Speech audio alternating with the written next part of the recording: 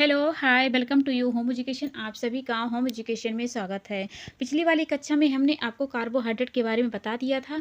अगर आप पिछली वाला कक्षा नहीं देखे हैं तो जा कर के देख सकते हैं, क्योंकि कार्बोहाइड्रेट ऐसा टॉपिक है जहाँ से हर एक एग्जाम में क्वेश्चन वहाँ से आ जाते हैं। चाहे होम साइंस का एग्जाम हो या फिर अदर एग्जाम हो, वहाँ से आ जाते हैं। तो अगर आप नहीं देखे हैं तो जा कर के देख सकते हैं। आज की हमारी क्लास होने वाली फैट की यानी कि वसा के ऊपर। तो हम क्लास को शुरू करते हैं। देखो लिखा है यहाँ पे एनर्जी, यानी कि वसा अगर हम खाएंगे तो हमें कितना एनर्जी मिलेगा। हमें मिलेगा 25 से एनर्जी मिलेगा। ठीक है, अगर हम फैट यानी कि वसा खाते हैं तो हमें कितना एनर्जी मिलता है। हमें मिलता है 25 से 30%।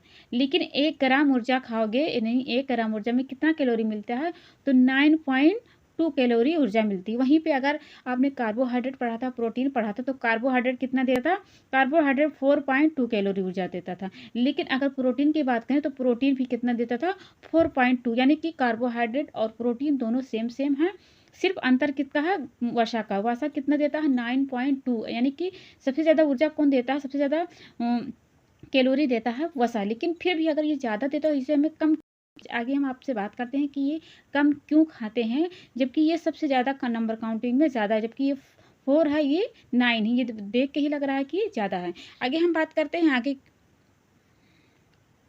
आगे हम यहाँ पे लिख रखा है, हमने यहाँ पे लिख रखा है कि 1 ग्राम ऊर्जा में कितना कैलोरी मिलती है, 9.2 कैलोरी ऊर्जा मिलती है। इससे हमें एनर्जी कितना मिलती है, इससे हमें एनर्जी मिलती है 25 से 30% एनर्जी मिलती है। ठीक है, उसके बाद में हमने यहाँ पे लिख रखा रासायनिक संरचना, यानी कि जो इसकी रासायनिक संरचना है वो कितनी क्या है, CHO। ठीक है, वहीं पे अगर हम आपको कार्बोहाइड्रेट के बारे में बताएं, कार्बोहाइड्रेट का जो अनुपात था वो था CH2O। ठीक है, CH2O था। और प्रोटीन का था C+H+O और +O और N था। ठीक है, बताया था CH2O बताया था, जबकि प्रोटीन में बताया था C+H+O+N। नाइट्रोजन की कितनी उसमें मात्रा थी, नाइट्रोजन की मात्रा थी 16। लेकिन हम अगर वसा की बात करें, फैट की बात करें, तो उसमें अनुपात की कितना है, उसमें अनुपात का जो संरचना है कितना है, CHO है। ठीक है, CHO है। थोड़ा थोड़ा सिर्फ चेंजिंग है, बाकी सेम सेम है। आगे हम बात करें वसा और लिपिड में।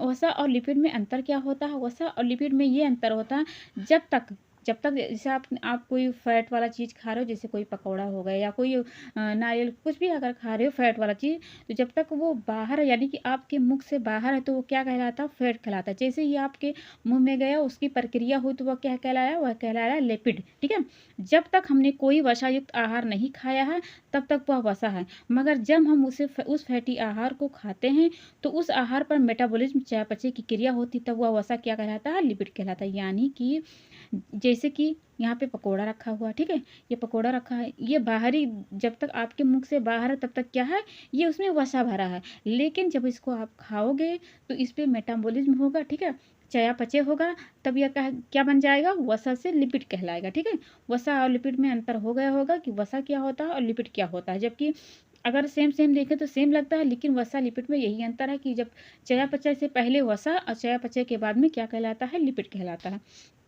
आगे हम थोड़ा चलते हैं। आगे है फैट का उपयोग कम क्यों करते हैं, यानी कि देखो हमने बताया था प्रोटीन में, क्या बताया था, प्रोटीन में बताया था कि इसकी जो कैलोरी मिलती है, कितना मिलती है, 4.2 कैलोरी मिलती है। जबकि हमने कार्बोहाइड्रेट में बताया था, कार्बोहाइड्रेट में भी बताया था कि 4.2 कैलोरी मिलती है। लेकिन जब हम वसा की बात करें, यानी कि फैट की बात करें, तो वो कितना ऊर्जा देता है, 9.2 कैलोरी ऊर्जा देता है। ठीक है, 9.2 कैलोरी ऊर्जा देता है। तो सबसे ज़्यादा किसमें मिला है, सबसे ज़्यादा आपको फैट में मिला ना।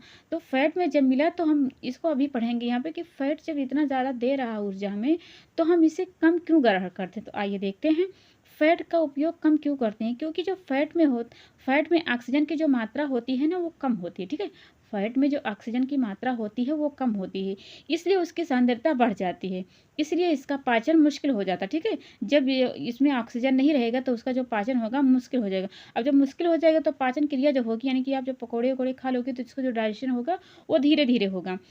जब धीरे धीरे होगा, जैसे मान लीजिए आपका तबीयत खराब है, आपको पकौड़ा दे दिया जाए और आपके अंदर एनर्जी ही नहीं है, तो आप अगर फैट वाला चीज़ खा लोगे तो वो देर से पचेगा, तो देर से ऊर्जा देगा, तब तक आपका शरीर स्वस्थ नहीं रहेगा, अस्वस्थ रहेगा, यानी कि आपका मुरझाया मुरझाया रहोगे।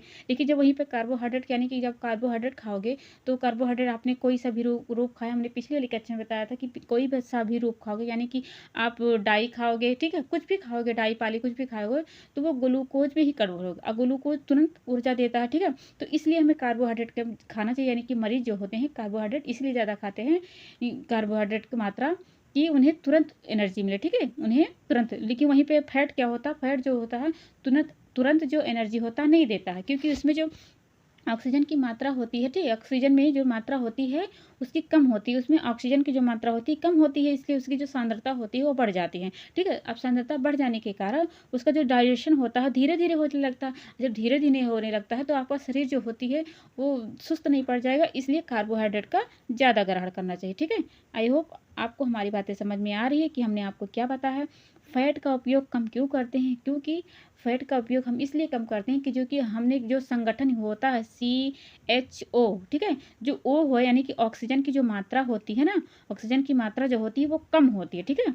अदर यानी कि प्रोटीन और कार्बोहाइड्रेट से जो मात्रा होती है उससे ऑक्सीजन की जो मात्रा होती है कम होती है, इसलिए जब इसकी मात्रा कम होती है तो इसकी जो सांद्रता होती है बढ़ जाती है। फिर इसके बाद अगर आप खा लोगे कोई पकौड़ा, कोई जलेबी, कुछ भी, जलेबी नहीं, सॉरी, कोई तेलीय चीज़ यानी कि कोई फैटी चीज़ आप खा लोगे तो आपका जो पाचन होगा ना मुश्किल हो जाएगा, यानी पचेगा देर से। तो जब पचे देर से तो आपका जो शरीर होगा मतलब स्वस्थ नहीं रहेगा, यानी कि आप मुरझाए मुरझाए रहोगे। तो इसलिए आपको कार्बोहाइड्रेट की ज़्यादा ज़रूरत होती है, ठीक है।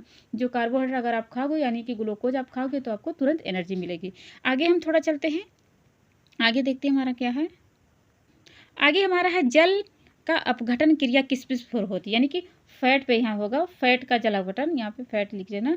फैट का जब जल अपघटन होता है, देखो हमने प्रोटीन में यहाँ पे बताया था कि प्रोटीन का जब जल अपघटन होता था तो वो किस पे बदलता था, वो बदलता था अमीनो एसिड में, ठीक है, राइट। आपको याद होगा हमने क्या बताया था, जब प्रोटीन का जब जल अपघटन क्रिया हो रही थी तो वो किस में बदलता था, वो बदलता था अमीनो एसिड में, ठीक है, आपको हमने बता दिया था।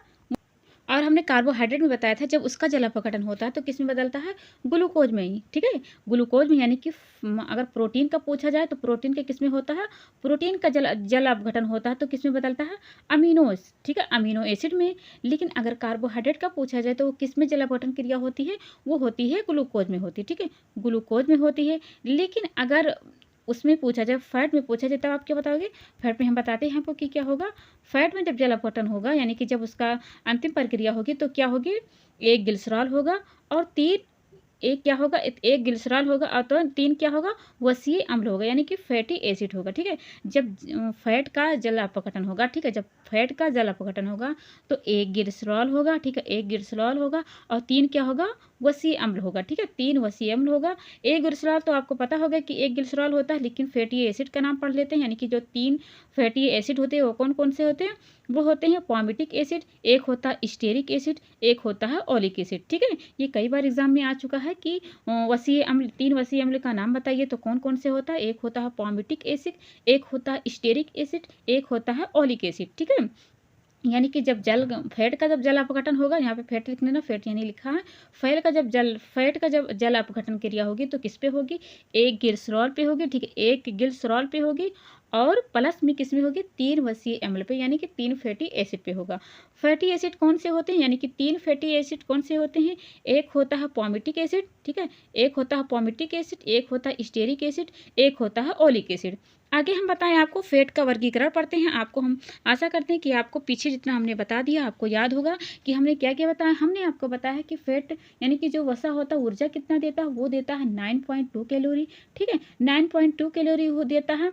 और हमें फैट को कम क्यों खाना चाहिए, ठीक है, फैट की जो मात्रा होती है कम क्यों खाना चाहिए, यानी कि हम कार्बोहाइड्रेट तो मतलब कम देता है, प्रोटीन भी कम देता है फैट की तुलना में, तो इसे हमें कम क्यों खाना चाहिए, क्यों कम खाना चाहिए, क्योंकि जो फैट में जो ऑक्सीजन की जो मात्रा होती है, ठीक है, वो कम होती है, ठीक है। अब जब कम होती है तो जिसका जो पाचन होता है ना मुश्किल हो जाता है, और जब पाचन मुश्किल हो जाता है तो भाई ऊर्जा हमें नहीं दे पाएगा, हमें जब ऊर्जा नहीं दे पाएगा तो हम कार्य नहीं कर पाएंगे। इसलिए हम कार्बोहाइड्रेट खाते हैं, क्योंकि कार्बोहाइड्रेट जब हम खाते हैं तो हमें ग्लूकोज मिलता है और ग्लूकोज से ही हमें ऊर्जा प्रदान होती है, ठीक है, इसलिए हम फैट की जो मात्रा होता है वो कम खाते हैं।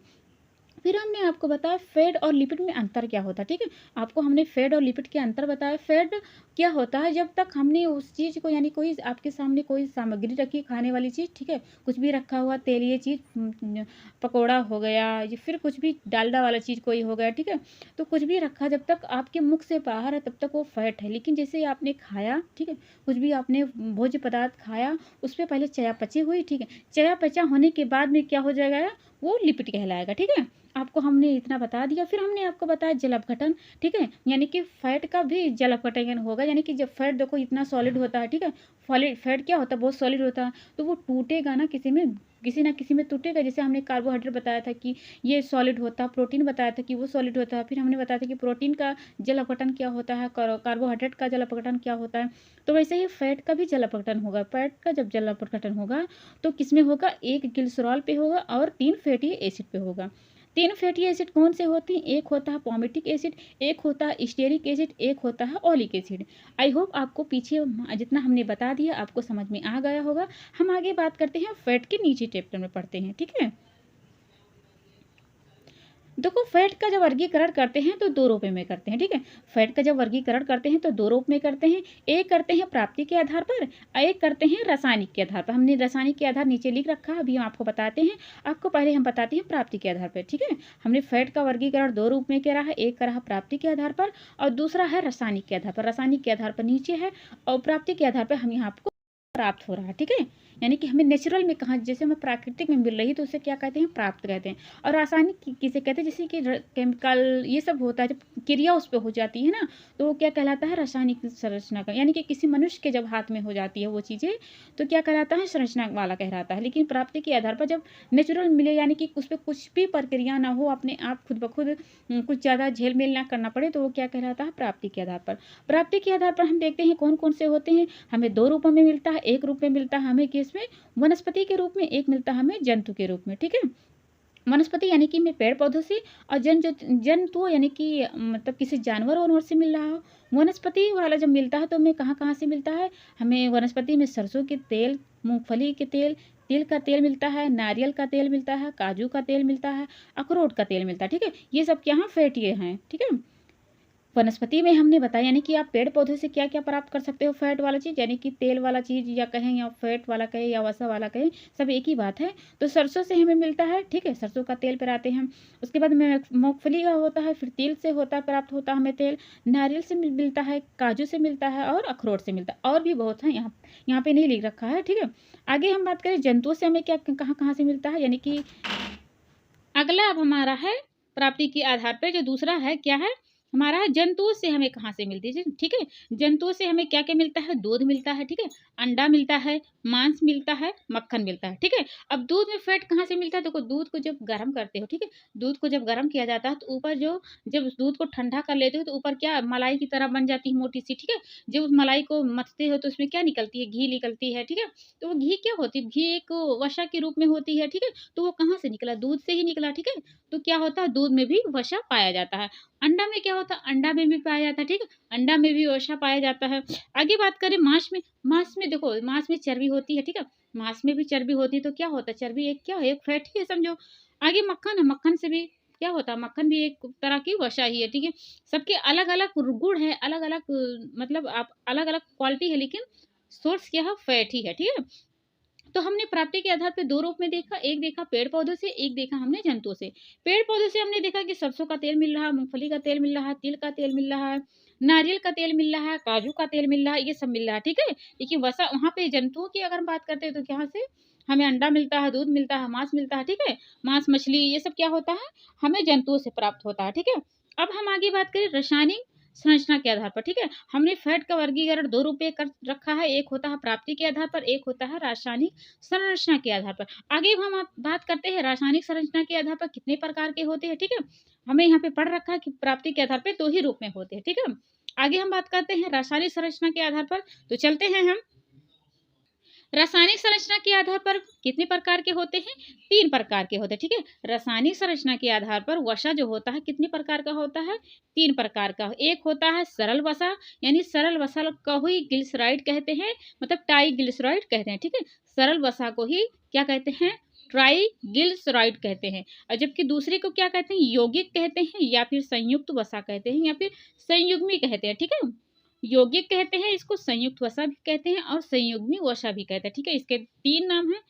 अगला हमारा तीसरे नंबर पे क्या है, उत्पन्न। ठीक है, ये उत्पन्न कहें या फिर उत्पन्न कहें या फिर स्टेरॉइड्स कहें। ठीक है, इसके 3 नाम है। ठीक है, उत्पन्न कहें या फिर ये उत्पन्न कहें या फिर स्टेरॉइड्स कहें, या ठीक है।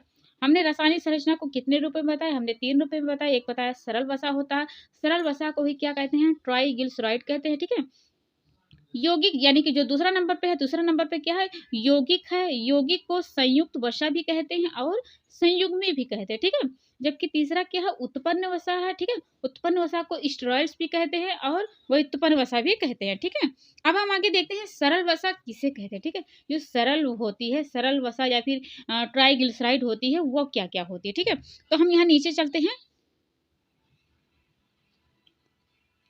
देखो हमने यहाँ पे नीचे लिख रखा है, नीचे हमारा क्या है, सरल वसा। ठीक है, सरल वसा पे जब जल अपघटन होगा तो किस पे होगा, 1 ग्लिसरॉल पे होगा और 3 फैटी एसिड पे। हमने बता रखा है पीछे कि फैटी एसिड का जब जल अपघटन होता है तो 1 ग्लिसरॉल पे होता, ठीक, 1 ग्लिसरॉल पे होता और 3 फैटी एसिड पे होता। तो सरल क्या, जो इजी हो तो उसे क्या कहते हैं, यानी कि जो फैट का रूप जो एकदम हूबहू रूप धारण करे उसे क्या कहते हैं, सरल कहते हैं। ठीक है, जो फैट का काम करता है एकदम सरल वाला, उसमें क्या क्या रहेगा, 1 ग्लिसरॉल रहेगा। ठीक है, ग्लिसरॉल की मात्रा कितनी होगी, 1 होगी। और जो फैट की मात्रा होगी, यानी कि फैट कितने प्रकार का होता, फैट 3 प्रकार का होता है, जो हमने पीछे बता रखा कि पहला फैट का नाम क्या है, यानी कि 3 वसीय अम्ल का नाम क्या है, पॉमिटिक एसिड है। ठीक है, पॉमिटिक एसिड है। और दूसरा क्या है, स्टेरिक है। ठीक है, यहाँ पे लिख देते हैं, स्टेरिक है। ठीक है, तो गलत हो गया, स्टेरिक हो गया,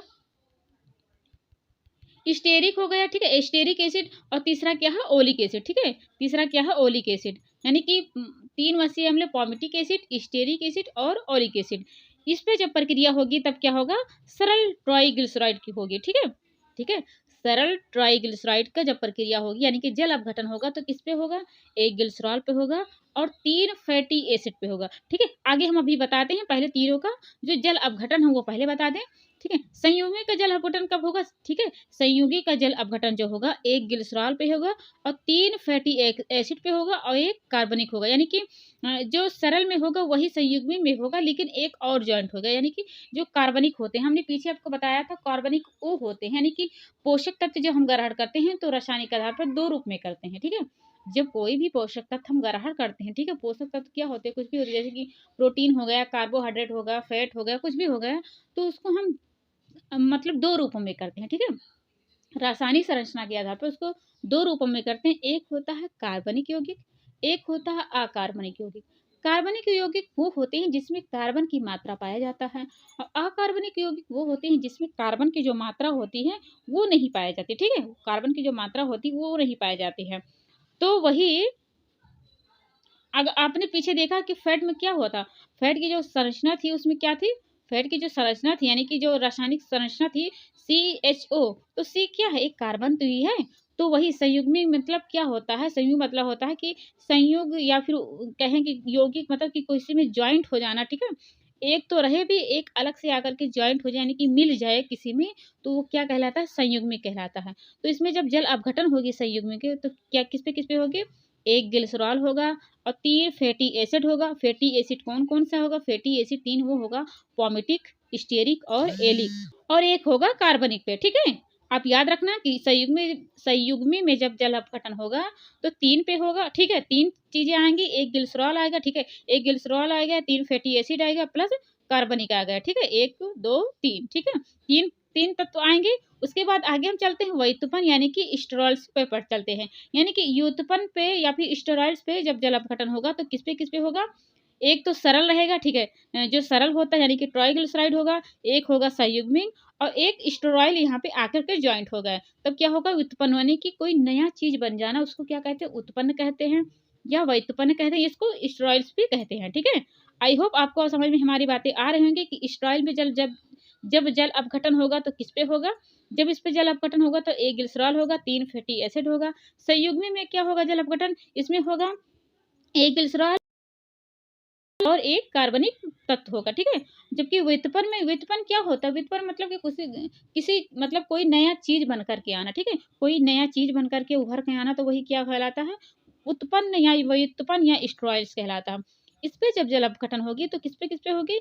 एक सरल होगा, ठीक है, एक सरल होगा, एक सरल वसा होगा, एक संयुग्मी वसा होगा और एक स्टेरॉइड यहाँ पे आकर के जॉइंट होगा, ठीक है। अब हमने समझ लिया है जो रासायनिक संरचना का होता है, यानी कि रासायनिक संरचना में जो 3 आते हैं, 3 प्रकार के वसा, सरल, संयुग्मी, व्युत्पन्न, इसका जल अपघटन पढ़ा, ठीक है। अब इस पे जो प्रक्रिया होती है या फिर किसे कहते हैं, उसके बारे में पढ़ते हैं। तो नीचे हम चलते हैं, पहले नीचे चलते हैं।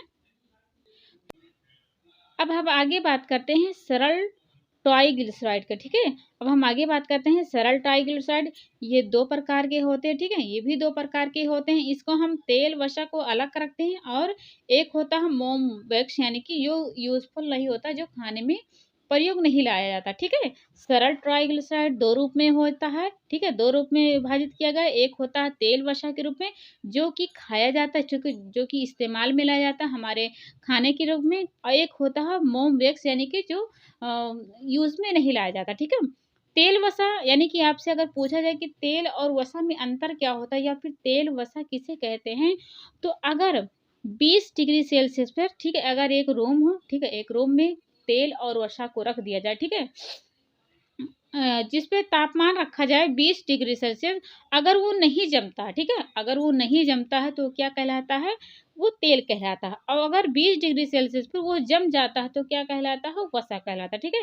आशा करते हैं आपको हमारी बातें समझ में आ रही हैं कि वसा और तेल में क्या फ़र्क है। वसा वो होता है, ठीक है, अगर एक रूम का 20 डिग्री सेल्सियस है, ठीक है, किसी भी रूम का 20 डिग्री सेल्सियस है, तो उस पे अगर तेल और वसा रखा गया है तो तेल अगर 20 डिग्री सेल्सियस पे नहीं जमता है, जबकि वसा 20 डिग्री पर सेल्सियस पे जम जाता है तो वो तेल और वसा कहलाता है, ठीक है।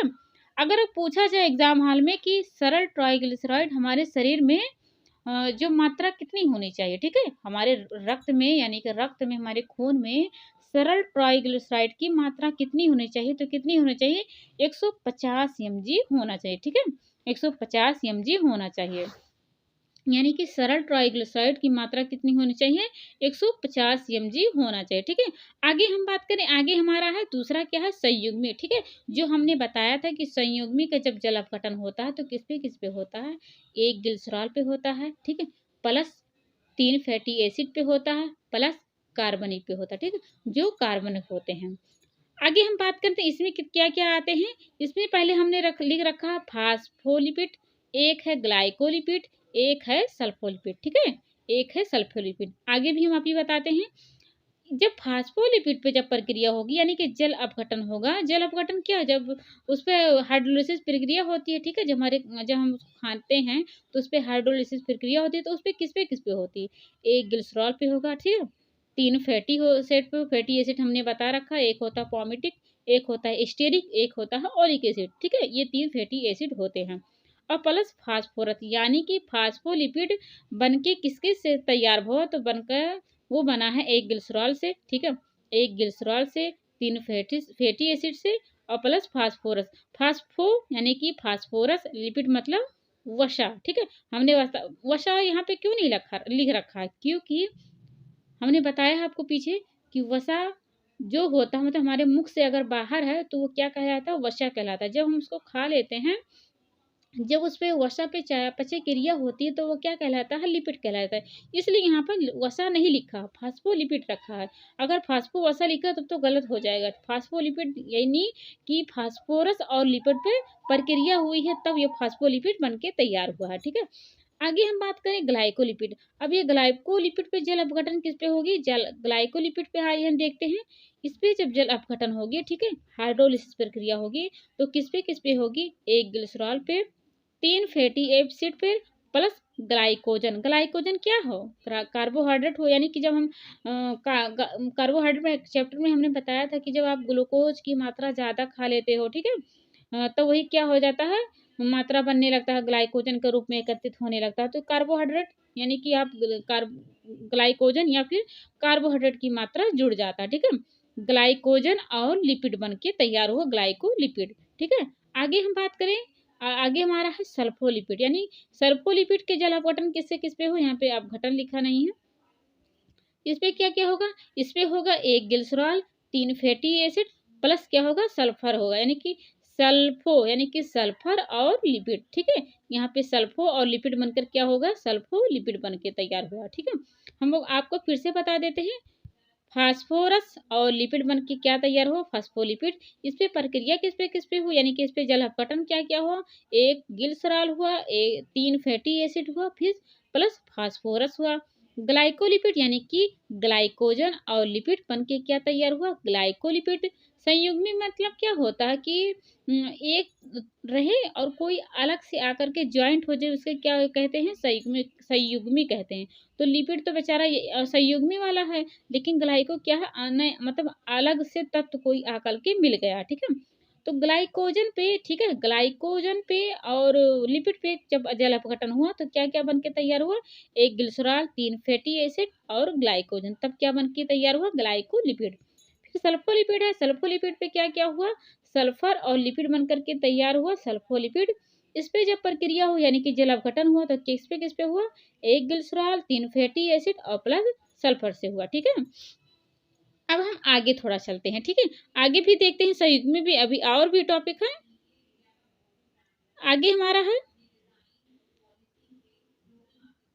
अगला हमारा है लिपोप्रोटीन। ठीक है, इसको देखते हैं, लिपोप्रोटीन क्या है, ये संयुग्मी वाला ही पार्ट है। ठीक है, ये संयुग्मी वाला ही पार्ट है, इसमें क्या है, लिपोप्रोटीन एक है। तो लिपोप्रोटीन नाम से क्या जान रहे, ये लिपिड है और प्रोटीन, लिपिड क्या है, एक फैट है। ठीक है, और प्रोटीन क्या है, एक अन्य तत्व है। ठीक है, ये लिपिड मतलब वसा का पार्ट थोड़ी ना प्रोटीन है, प्रोटीन तो एक अलग तत्व है, यानी कि संयुग्मी में यही बताया रखा है कि संयुग्मी मतलब अनेक तत्व, मतलब अलग से तत्व कोई आकर के मिल जाता है। तो लिपिड क्या है, लिपिड तो वही तत्व यानी कि वसा वाला है। ठीक है, वसा ही है। और प्रोटीन क्या है, अलग तत्व आकर के मिल गया, इससे क्या बना है, लिपोप्रोटीन बना है। लिपोप्रोटीन क्या क्या कार्य होता है, हम यहाँ पे देखते हैं। ये क्या करता है, यह रक्त प्लाज्मा में पाया जाता है। ठीक है, यह रक्त में प्लाज्मा में पाया जाता है जो लिपोप्रोटीन होता है। और जो वसा का स्थानांतरण करता है, यानी कि जो फैट का इधर से उधर पहुंचाता है, वो कौन करता है, लिपोप्रोटीन करता है। ठीक है, एग्जाम में आए कि जो वसा का इधर उधर ट्रांसफर करता है हमारे शरीर में, वो कौन करता है, तो कौन करता है, लिपोप्रोटीन करता है। ठीक है, और जब इस पे जल अपघटन होगी, यानी कि लिपोप्रोटीन किस पे जल अपघटन होगा, इस पे प्रोटीन पे होगा। ठीक है, और लिपिड वसा पे होगा। ठीक है, प्रोटीन पे होगा और लिपिड, जैसे कि नाम से ही जाहिर हो रहा, लिपोप्रोटीन यानी कि लिपिड और प्रोटीन का जल अपघटन हुआ, तब क्या बन के तैयार हुआ है, लिपोप्रोटीन तैयार हुआ है। ठीक है, आपको समझ में आ रही होगी। अब हम आगे चलते हैं, लिपोप्रोटीन के प्रकार थोड़ा देख लेते हैं। लिपोप्रोटीन के जो प्रकार है वहां पे एग्जाम से बहुत बार आ चुके हैं। लिपोप्रोटीन 3 प्रकार के होते हैं। ठीक है, लिपो जो प्रोटीन होते हैं वो 3 प्रकार के होते हैं।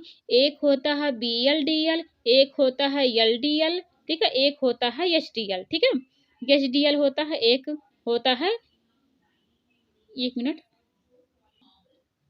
एक होता है HDL। ठीक है, यानी कि हमने बता रखा है, एक होता है BLDL, एक होता है LDL, एक होता है HLDL। ठीक है, अब हम एक एक को समझते हैं, यानी कि इनका फुल फॉर्म देखते हैं। BLDL का फुल फॉर्म क्या होता है, वेरी लो डेंसिटी लिपोप्रोटीन। ठीक है, लिपोप्रोटीन का जो पहला प्रकार में पहला नामों का फुल फॉर्म है very low density lipoprotein.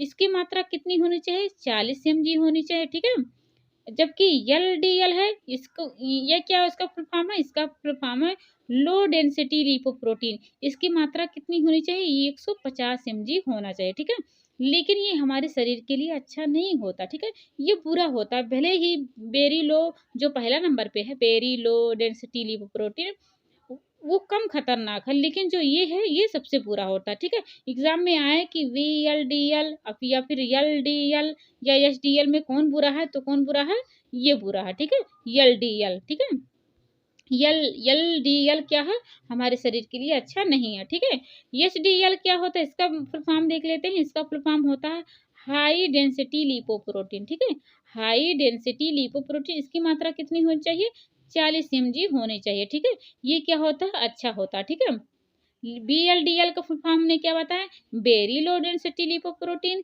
LDL की क्या होता है फुल फॉर्म, इसका होता है लो डेंसिटी लिपोप्रोटीन। इसकी मात्रा कितनी होनी चाहिए, 150 mg होना चाहिए। ये क्या होता है, ये बुरा होता है, ठीक है, ये बुरा होता है।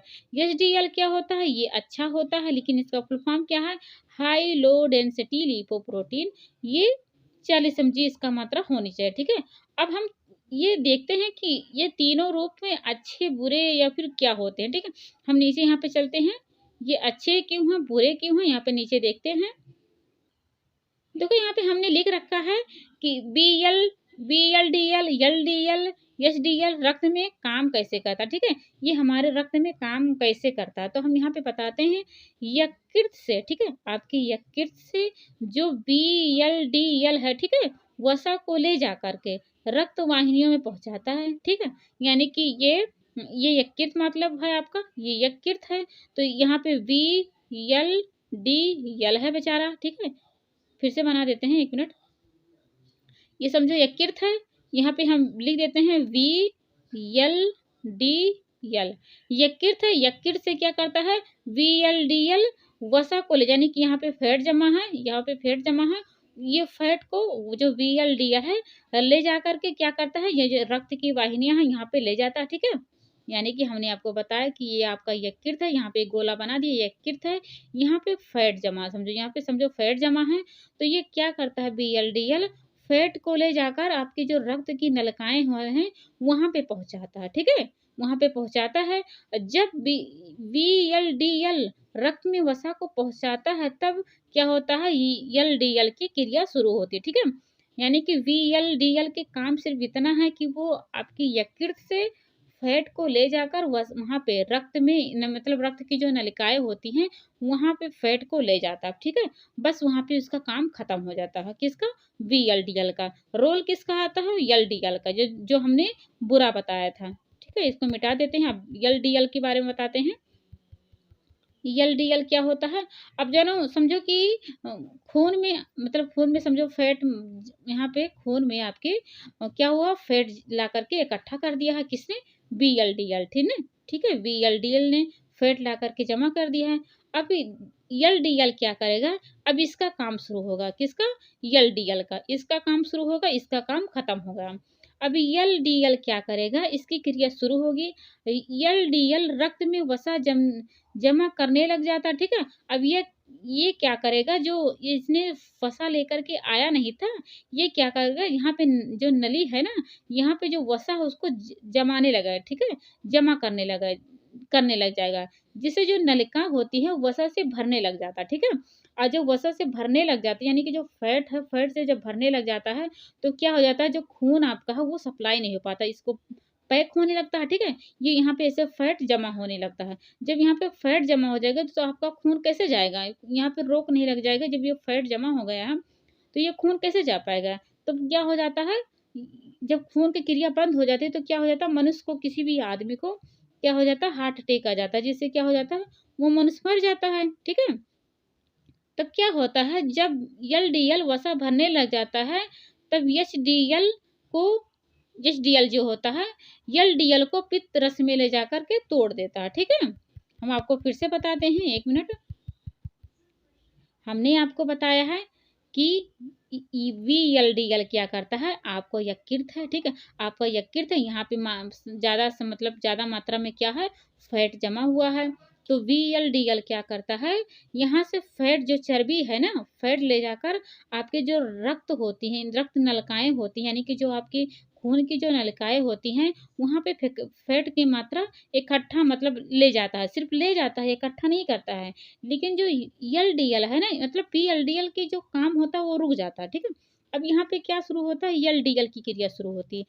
LDL क्या करता है, यहाँ पे जो फैट आया था ना उसको इकट्ठा करके करके करके यहाँ पे क्या करता है, अपना घर बना लेता है, ठीक है। यहाँ पे जो नलकाएं होती है उसको बंद करने ले जाता है। जब नलकाएं यहाँ पे बंद हो जाएंगी, यानी कि जो नली थी खून जाने की, जो खून यहाँ पे जा रहा था, तो जब इसने बंद कर दिया LDL ने वसा को लेकर के, यानी कि चर्बी को ला करके, तो जब खून नहीं जा पाएगा, अब इधर का खून इधर रुक जाएगा, इधर का खून इधर रुक जाएगा। जब खून आपका रुक जाएगा तो आपके क्या हो जाएगा, हार्ट अटैक आ जाएगा। ठीक है, तो मनुष्य को क्या हो जाता है, हार्ट अटैक की बीमारी हो जाती है, कभी कभी इंसान मर भी जाता है। तो क्या करेगा, जो एचडीएल होता है, ठीक है, जो अच्छा होता है, एचडीएल क्या करता है, पित्त रस में, यानी कि आपकी यकृत में पित्त रस जो होता है, पित्त रस में ले जा करके एलडीएल को तोड़ देता है। ठीक है, इसलिए क्या कहा गया, एचडीएल क्या होता है, अच्छा होता है। एलडीएल क्या होता है, बुरा होता है। लेकिन वीएलडीएल तो बेचारा थोड़ा बहुत लेकर गया था, लेकिन जो एलडीएल था क्या था, वो ज्यादा लेकर के, इसलिए क्या होता है, एलडीएल बुरा होता है। ठीक है, आशा करते हैं आपको हमारी बातें समझ में आ रही होंगी। अगर आप नहीं समझ में आए हैं तो फिर से क्लास को पीछे करके देख लेना। अब हम आगे बात करते हैं। ठीक है, अब उत्पन्न में देखते हैं। व्युत्पन्न जैसे कि नाम से ही जाहिर हो रहा है कि उत्पन्न मतलब कि एक नया बन के आना। ठीक है, उत्पन्न माने कि नया बन के आना। हमने आपको सरल बता दिया, यानी कि ट्राइग्लिसराइड के बारे में बता दिया और संयुग्मी बता दी। अब हम बात करते हैं उत्पन्न के बारे में। देखते हैं उत्पन्न में क्या होता है। देखो, सरल जो इसका जब व्युत्पन्न प्रोटीन का जब जलाव गठन होगा तो किस पे होगा, सरल पे होगा, यानी कि ट्राइग्लिसराइड पे होगा, और संयुग्मी में होगा। ठीक है, जब इस पे होगा जल अपघटन तो क्या निकल के आएगा, स्टोरॉल बन के आनी, यानी कि आप उत्पन्न प्रोटीन को ही क्या कह सकते हैं, स्टोरॉल कह सकते हैं। ठीक है, अब हम देखते हैं कि स्टोरॉल भी कितने प्रकार के होते हैं, 3 प्रकार के होते हैं। एक होता है प्राणिज होता है। ठीक है, प्राणिज यानी कि कोलेस्ट्रॉल होता है। एक होता है वनस्पतिक पादप स्ट्रॉल होता है। एक होता है अर्गोस्ट्रॉल, यानी कि इसको माइक्रो स्ट्रॉल यानी कि छोटा स्ट्रॉल भी कहते हैं। ठीक है, अब हम देखते हैं कि कोलेस्ट्रॉल की परिभाषा क्या होता है। कोलेस्ट्रॉल आप कहेंगे किसे, तो जो हमें मांस से, मछली से जो फैट मिलता है उससे क्या कहते हैं, कोलेस्ट्रॉल कहते हैं। ठीक है, जो प्राणिज से हमें मिलता है, मांस मछली ये सब मिलता है, वसा मिलता है, उसे आप क्या कहेंगे, कोलेस्ट्रॉल को कहते हैं। कोलेस्ट्रॉल को ही क्या कहते हैं, जू स्ट्रॉल कहते हैं। ठीक है, इसको जू स्ट्रॉल भी कहते हैं, इसको प्राणिज स्ट्रॉल भी कहते हैं। ठीक है, इसको कोलेस्ट्रॉल भी कहते हैं। अगर आप एग्जाम में आए कि कोलेस्ट्रॉल किसे कहते हैं, तो जो मांस मछली से हमें फैट मिलता है उसी को ही कोलेस्ट्रॉल कहते हैं। ठीक है, देखो, अगर आपके शरीर में कोलेस्ट्रॉल की मात्रा नहीं है तो आपको विटामिन D3 नहीं मिल पाएगी। ठीक है, आपको अगर आपके शरीर में अगर कोलेस्ट्रॉल की मात्रा नहीं है, यानी कि जो मांस मछली से जो वसा मिलती है, अगर आपके शरीर में वो नहीं है तो आपको जो विटामिन D3 है ना, वो कन्वर्ट नहीं हो पाएगा, यानी कि विटामिन D3 आप पे नहीं मिल पाएगा। हम बताते हैं आपको कैसे, यानी कि आप यहाँ पे बैठे हुए हैं, यहाँ पे सूरज निकला है। ठीक है, अगर आपके शरीर में, ठीक है, अगर आपके शरीर में फैट है, यानी कि जो प्राणिज वाला फैट है ना, तो जब सूरज निकला है उसके सामने यहाँ पर बैठे हो, तभी आपको क्या मिल जाएगा, कोलेस्ट्रॉल मिल पाएंगे, यानी कि यहाँ पे विटामिन D3 आया। ठीक है, अगर विटामिन D3 तुरंत नहीं बन जाता, अगर आपके शरीर में कोलेस्ट्रॉल की मात्रा है तभी वो विटामिन D3 बन पाता है। ठीक है, वरना नहीं बन पाता है। आगे हम बात करें, आगे हम वनस्पति पादप स्ट्रॉल, इसे क्या कहते हैं, जब इसे कहते हैं फोटोस्ट्रॉल कहते हैं। ठीक है, इसे फाइटोस्ट्रॉल, फोटोस्ट्रॉल या फिर क्या कहते हैं, पादप स्ट्रॉल कहते हैं। ठीक है, इसको पादप स्ट्रॉल, फाइटोस्ट्रॉल ये सब कहते हैं। इसको कहाँ से मिलते, ठीक है, इसकी प्राप्ति कहाँ से मिलती है, सरसों का जब होता है तेल, तिल का तेल, मूंगफली का तेल, यहाँ से हमें क्या मिलती है, पादप स्ट्रॉल की प्राप्ति होती है, यानी कि वनस्पति स्ट्रॉल की प्राप्ति होती है। आगे हम बात करें अर्गोस्ट्रॉल की प्राप्ति कहाँ से होती है, जहाँ से फफूंदी, ईस्ट यहाँ से जब हमें फैट की प्राप्ति होती है ना, तो क्या कहते हैं उसको, अर्गोस्ट्रॉल या फिर माइक्रोस्ट्रॉल कहते हैं। ठीक है, यानी कि स्ट्रॉल को हमने कितने भागों में बांटा, स्ट्रॉल को हमने 3 भागों में बांटा। एक होता है कोलेस्ट्रॉल होता है, एक होता है पादप, एक होता है अर्गोस्ट्रॉल। ठीक है, कोलेस्ट्रॉल हमें प्राप्ति कहाँ से होगी, यानी कि जो प्राणी जगत के होते हैं, मांस मछली दूध दही, ऐसे जब हमें प्राप्ति होगी तो क्या होगा, हमें कोलेस्ट्रॉल की प्राप्ति होगी। वनस्पति यानी कि जो सरसों के तेल होता है, तिल का तेल, मूंगफली के तेल, तो यहाँ से क्या होगा, वनस्पति स्ट्रॉल मिलेगा। अर्गोस्ट्रॉल क्या होता है, जो फफूंदी से, ईस्ट से हमें प्राप्ति मिलती है, उसे कहते हैं माइक्रोस्ट्रॉल। ठीक है, अगर पूछा जाए कि मतलब मनुष्य के रक्त में कोलेस्ट्रॉल की मात्रा कितनी होनी चाहिए, तो कितनी होनी चाहिए, 120 से 180 पर 100 ml होना चाहिए। ठीक है, खतरनाक अगर पूछे तो कितना होना चाहिए, 220, यानी कि 200 जब 20 रहे तो कितना है, खतरनाक है। ठीक है, इतना अगर है तो समझो आपके शरीर के लिए अच्छा नहीं है।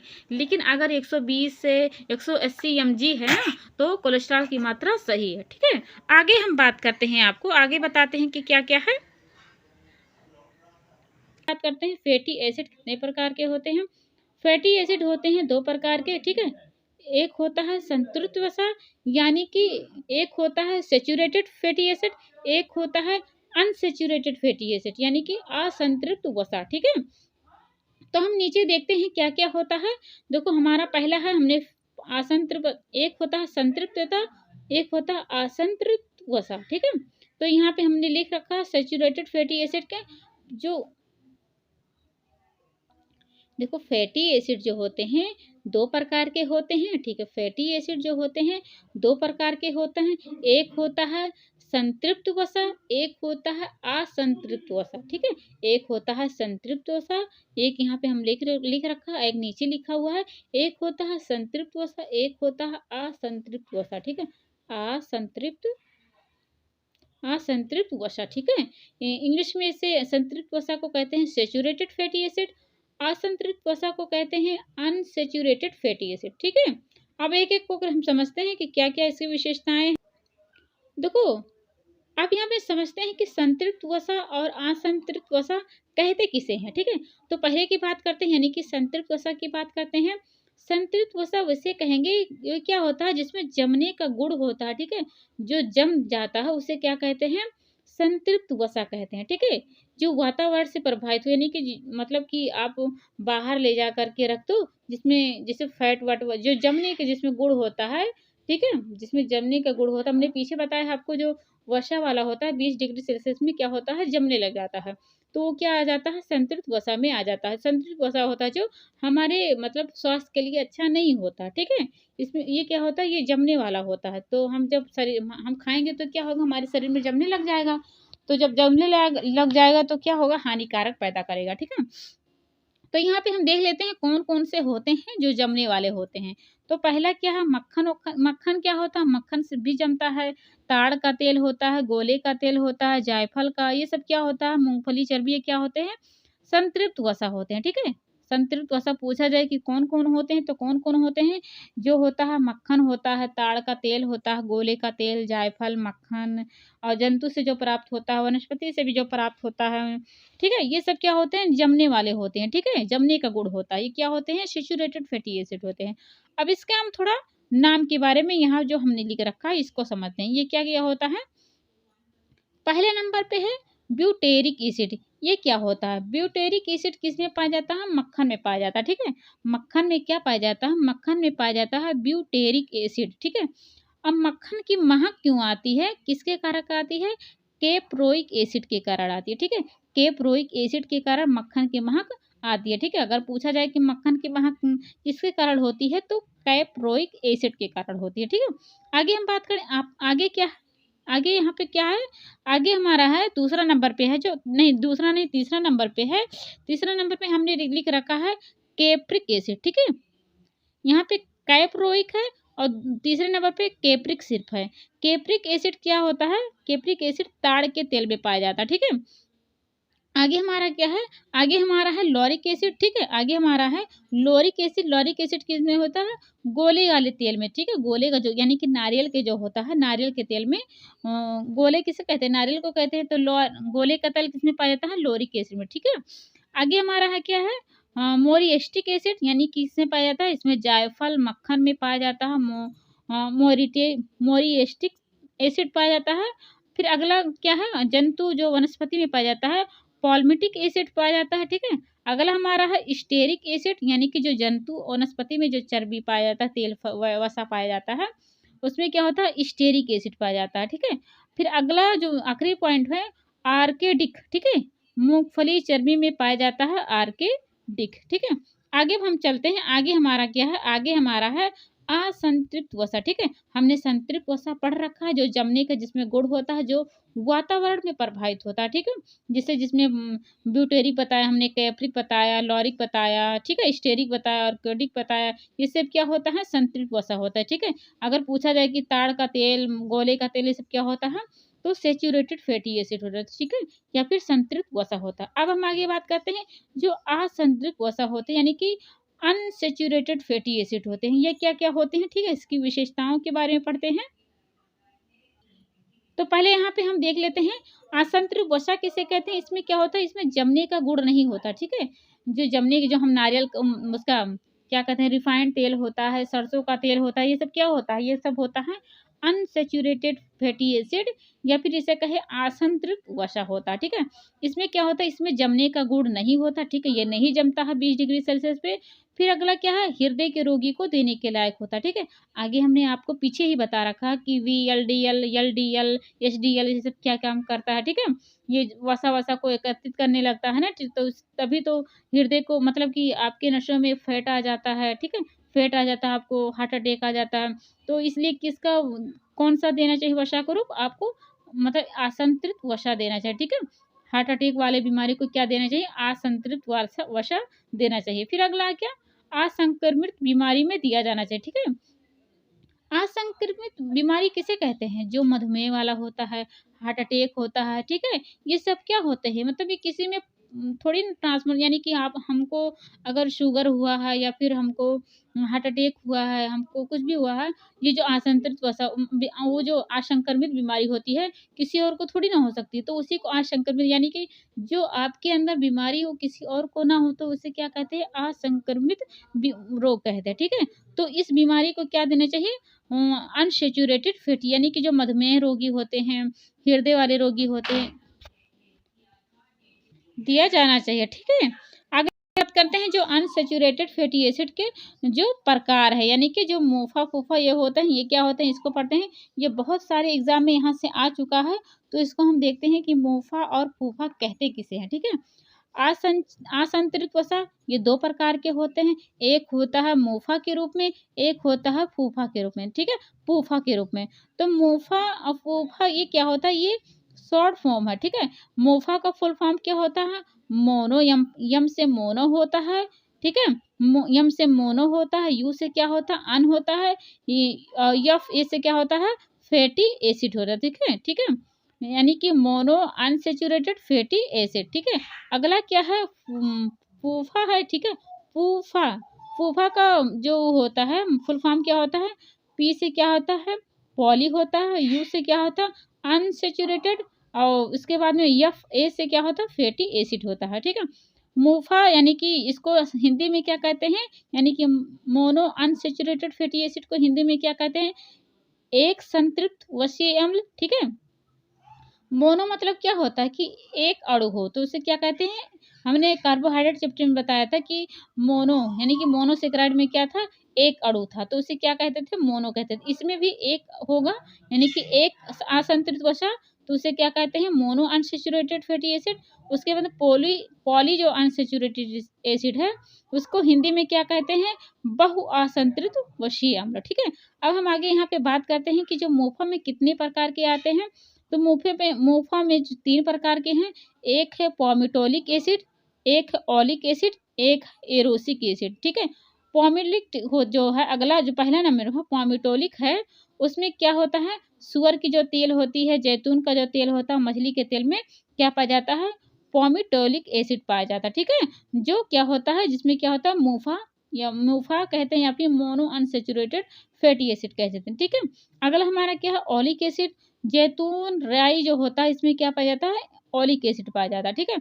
एरोसिक एसिड क्या होता है, जिसमें रेपसीड तेल, अलसी का तिल का, राई का, ये सब क्या होता है, एरोसिक एसिड होता है, ठीक है। यानी कि ये यहाँ पे 3 प्रकार के हम लिख रखा है, पॉमिटोलिक, ओलिक, एरोसिक एसिड, ये क्या होते हैं, मूफा के प्रकार होते हैं, ठीक है। पूफा के प्रकार क्या क्या हम यहाँ पे देखते हैं, इसको मिटा देते हैं। इसको 2 रूपों में बाँटा गया है, एक होता है ओमेगा 6, एक होता है ओमेगा 3 होता है, ठीक है। एक होता है ओमेगा 6, एक होता है ओमेगा 3 होता है। ओमेगा 6 में कितने प्रकार के होते हैं, 2 प्रकार के होते हैं। एक होता है लिनोलिक, ठीक है, एक होता है लिनोलिक, एक होता है आर्कोडेनिक, ठीक है। एक होता है लिनोलिक, एक होता है आर्कोडेनिक। लिनोलिक किसमें पाया जाता है, वनस्पति वाले जो होते हैं, ठीक है, उसमें लिनोलिक पाया जाता है। जबकि ऑर्कोडेनिक किसमें पाया जाता है, जो प्राणी से हमें प्राप्त होता है, यानी कि जो जंतु से प्राप्त होता है, वो किसमें होता है, आर्कोडेनिक होता है, ठीक है। अब हम अगला बात करते हैं यानी कि ओमेगा 3 में बात करते हैं। ये कितने प्रकार के होते हैं?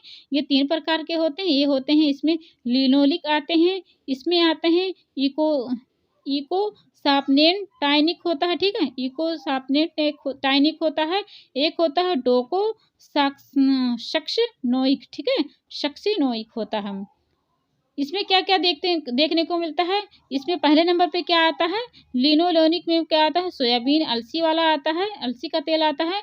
दूसरे नंबर पे क्या है? दूसरे नंबर पर है सापेनटाइनिक, ठीक है? दूसरे नंबर पे क्या है? 1 मिनट। दूसरे नंबर पे क्या है? हमने क्या बता रखा है? यूको सापे सापनेटाइनिक, ठीक है? यूकोसापनेटाइनिक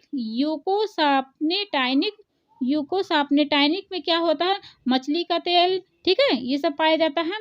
और जबकि लास्ट वाला क्या है? डोकोसक्सिनोइक, ठीक है? इसमें क्या होता है? फिश तेल ये सब आते हैं, ठीक है? फिश तेल, ठीक है? यानी कि मछली वाला तेल, ठीक है? आगे हम थोड़ा चलते हैं। अब यहाँ पे क्या है? 3 प्रकार के वशीय अम्ल हैं, ठीक है? एसेंशियल फैटी एसिड यानी कि 3 अगर पूछा जाए कि एग्ज़ाम में कि 3 जो एसेंशियल फैटी एसिड होती है वो कौन-कौन से होते हैं? एक होता है लिनोलिक, एक होता है लिनोलेनिक होता है, एक होता है आर्कोडेनिक होता है, ठीक है? लिनोलिक जो होता है या फिर जो दूसरा नंबर पे है लिनोलेनिक होता है, ये क्या होता है? ये कौन से काम में आता है? ये त्वचा को सुंदर बनाते हैं, ठीक है? ये जो दूसरे दोनों हैं ये क्या करते हैं? आपकी त्वचा को क्या करते हैं? सुंदर बनाते हैं, ठीक है? यानी कि जो क्रीम व्रीम में आपके क्या मिलाया जाता है? लिनोलेनिक मिलाया जाता है और लिनोलिक मिलाया जाता है, ठीक है? तीसरे नंबर पे क्या है?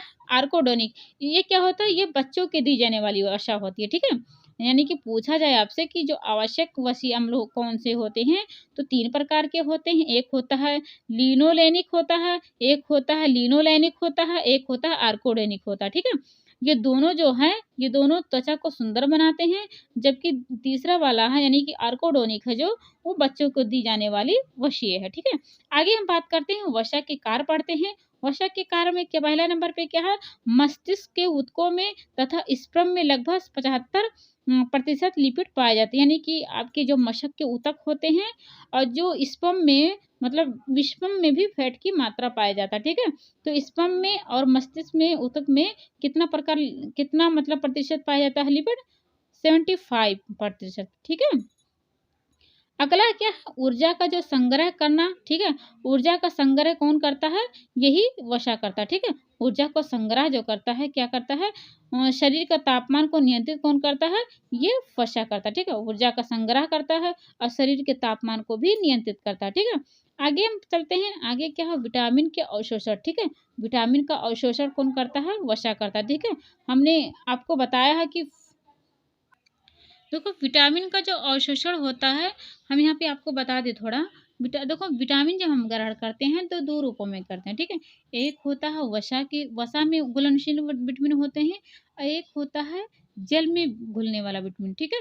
एक होता है जल में घुलने वाला विटामिन और एक होता है वसा में घुलने वाला विटामिन, ठीक है? जो जल में घुलने वाला होता है वो क्या होता है? बी और सी होता है, ठीक है? बी और सी क्या होता है? जल में घुलने वाला विटामिन होता है, ठीक है? और जबकि वसा में घुलने वाला क्या होता है? यहाँ पे हम एग्जाम रखें यहाँ पे क्या? कीड़ा, समझो समझो कीड़ा, ठीक है? कीड़ा को हम ट्रिक बनाएं, कीड़ा भी मिटा देते हैं, कीड़ा समझो, ठीक है? कीड़ा तो के से क्या हो गया? विटामिन के, विटामिन ई और विटामिन डी और विटामिन ए, ठीक है? ये 4 प्रकार के क्या होते हैं? वसा में घुलने वाले होते हैं, ठीक है? जो 4 प्रकार के यानी कि हमने ए बताया, ई बताया और के बताया, डी बताया, ये क्या होते हैं? वसा में घुलने वाले विटामिन। तो हमने क्या यहाँ पे लिख रखा है? वसा मतलब कि विटामिन क्या होते हैं? वसा जो होते हैं विटामिन के अवशोषण का काम करते हैं, ठीक है? यानी कि सोखने का काम करते हैं कौन? विटामिन के शोषण के काम कौन करता है? वसा करता है, ठीक है? यह कोमल अंगों की सुरक्षा करता है, ठीक है? अब कोमल अंगों की सुरक्षा कैसे करता है? देखो, अगर हमारा फैट ना रहे तो क्या होगा? जो हमारे शरीर में जल्दी चोट लगेगा। यानी कि जो आपके कोमल अंग होते हैं जैसे कि आपके ब्रेन हो गया, आपका हार्ट हो गया, आपके जो भी लंग्स होते हैं, ठीक है? आपके जो भी नाजुक चीज़ें होते हैं, क्या होता है? फैट जो होता है बाहर से कवर किए रहता है ताकि ताकि आपको बाहर से जब यानी कि आपको चोट जब लगी ना, तो उस नाजुक चीज़ पे मतलब तुरंत मतलब छोटी-छोटी चीज़ों पे भी ना लगे चोट। जब ज़्यादा एकदम से चोट लग जाएगा, तब तो आपका जो शरीर होगा हानि तो पहुँचेगा, लेकिन ऐसे अगर आपके शरीर में फैट की मात्रा ना हो, कुछ भी ना हो ना, तो आपको हल्का सा भी अगर मार देंगे ना, तो आपका जो नाजुक चीज़ है, यानी कि जो नाजुक हृदय है, आपका ब्रेन है, आपका दिमाग में जो सब कुछ है, तो क्या हो जाएगा, वो खराब हो जाएगा, यानी कि ये सब बर्बाद हो जाएगा, आपको मृत्यु भी हो सकती है, ठीक है? इसलिए क्या करता है फैट, ये जो आपकी नाजुक चीज़ें होती हैं, आपका दिमाग होता है, आपकी जो भी लंग्स होती हैं, ठीक है? आपके हृदय होता है, आपके फेफड़े होते हैं, तो फैट क्या करता है, ये कवर किए रहता है, ठीक है? एक चादर की तरह काम करता है, ठीक है? ये कवर किए रहता है, तो क्या करता है, कोमल अंगों की सुरक्षा करता है, ठीक है? आगे हम बात करें, खाने में स्वाद करता है और ऊर्जा प्रदान करता है, ठीक है? खाने में स्वाद की यानी कि खाने में जो स्वाद की मात्रा को क्या करता है, बढ़ाता है, ठीक है? और फिर क्या करता है, ऊर्जा भी देता है, यानी कि एनर्जी भी देता है, ठीक है? कितना देता है, 25 से 30% होता देता है। हमने पीछे बता दिया। फिर आगे बात करते हैं, यह संतान उत्पत्ति के लिए आवश्यक है, क्योंकि इसमें विटामिन का अवशोषण वसा की उपस्थिति में होता है, ठीक है? तथा विटामिन में वसा में घुलनशील है, यानी कि विटामिन विटामिन ई यहाँ पे लिखने हैं ना, यहाँ पे ई नहीं लिखा है। विटामिन ई की कमी से प्रजनन की शक्ति का ह्रास हो, यानी कि यहाँ पे लिखने का मतलब यहाँ पे हम ये रखे हैं कि ये होता है, यानी कि अगर देखो विटामिन ई से क्या होता है, प्रजनन यानी कि प्रजनन क्षमता क्या होता है, बढ़ती है, ठीक है? अगर विटामिन ई नहीं खाते तो क्या होता है, आपके प्रजनन शक्ति का क्या होता है, ह्रास हो, यानी कि प्रजनन शक्ति रुक जाएगी, ठीक है? अगर विटामिन ई की मात्रा हो जाएगी, ठीक है? तो हमने भी बताया क्या होता है, वसा क्या करता है, वसा अपने अंदर अवशोषण किसको करता है, विटामिन ई को करता है, विटामिन ए को करता है, विटामिन डी को करता है, विटामिन के को करता है, तब ठीक है। जब विटामिन ई को भी करता है, ठीक है, जो ई क्या है, प्रजनन का काम, तब जब ई नहीं आपके पास रहेगा, ठीक, आपको जब वो अवशोषण नहीं करेगा, तो क्या होगा, यानी कि जब ई अवशोषण नहीं करेगा वसा, तो क्या हो जाएगा, प्रजनन जो शक्ति होती है, यानी कि मतलब कि जो ई काम कर रहा था, वो भी रुक जाएगा, ठीक है। इसलिए क्या कहा, अगर वसा की भी कमी होगी तो क्या होगा, अपने आप ई की कमी हो जाएगी, क्योंकि वसा ही ई का आधा काम करता है, यानी कि अवशोषण का काम करता है, तभी आपके अंदर सोखने की, यानी कि ई अगर वसा रहेगा तभी ई काम कर पाएगा, यानी कि विटामिन ई काम कर पाएगा, वरना नहीं कर पाएगा। तो इससे क्या हो जाएगा, प्रजनन की शक्ति जो होगी वो ह्रास हो जाएगी, ठीक है। यही असंतान उत्पत्ति के लिए आधा जिम्मेदार होता कौन, वसा होता। अब आगे हम बात करते हैं, आगे हमारा है फाइनोडर्मा, ठीक है। अगर पूछा जाए कि वसा की कमी से कौन सा रोग होता है, तो कौन सा रोग होता है, फाइनोडर्मा नामक बीमारी होती है, ठीक है। यानी कि वसा की बीमारी का क्या नाम है, फाइनोडर्मा नामक बीमारी नाम है। इसकी कमी से क्या हो जाएगा, इसकी कमी से आपकी जो त्वचा हो जाती है रूखी, जैसे कि ठंडियों में होता नहीं है, ठंडियों में जब ऐसे नाखून मतलब अपने हाथों पे नाखून मतलब ऐसे चलाओगे, तो ऐसे सफ़ेद सफ़ेद निशान पड़ जाएगा। वो क्या हो जाता है, जब आपके शरीर में फैट की कमी हो जाती है ना, तो वो ऐसा देखने को मिलता है, यानी कि जो आपकी त्वचा हो जाती है किसके समान हो जाती है, कछुए के समान हो जाती है। इसको इंग्लिश में क्या कहें, टोड स्किन हो जाती है, ठीक है। अगर पूछा जाए एग्जाम में कि वसा की कमी से कौन सी बीमारी होती है, तो कौन सी होती है, फाइनोडर्मा नामक बीमारी। उसमें क्या हो जाता है, आपकी त्वचा रूखी हो जाएगी, फोड़े फुंफुंसे हो जाएंगे, और उसके क्या हो जाता है, टोड स्किन, यानी कि कछुए समान हो जाती है आपकी त्वचा, ठीक है। फिर उसके बाद में आगे हम चलते हैं, वसा का पाचन किसमें होता है, ठीक है। वसा का पाचन जो होता है लाइपेज एंजाइम द्वारा होता है, ठीक है। वसा का जो पाचन होता है वो किसमें होता है, लाइपेज एंजाइम द्वारा होता है, ठीक है। अब आगे हम बात करते हैं, आगे हमारा क्या है, वो आगे हमारा है वसा के टेस्ट, ठीक है। तो पहले नंबर पे क्या है, आयोडीन टेस्ट है, ठीक है। दूसरे नंबर पे क्या है, एसिड टेस्ट है, ठीक है। आयोडीन टेस्ट किसके लिए किया जाता है, आयोडीन टेस्ट अनसेचुरेटेड, ठीक है, की मात्रा, यानी कि असंतृप्त मात्रा को चेक करने के लिए किसका यूज किया जाता है, आयोडीन टेस्ट के यूज किया जाता है, ठीक है। और एसिड टेस्ट कब किया जाता है, जब फ्री फैटी एसिड की मात्रा चेक करना हो, तो किस पे किया जाता है, एसिड टेस्ट का यूज किया जाता है, ठीक है।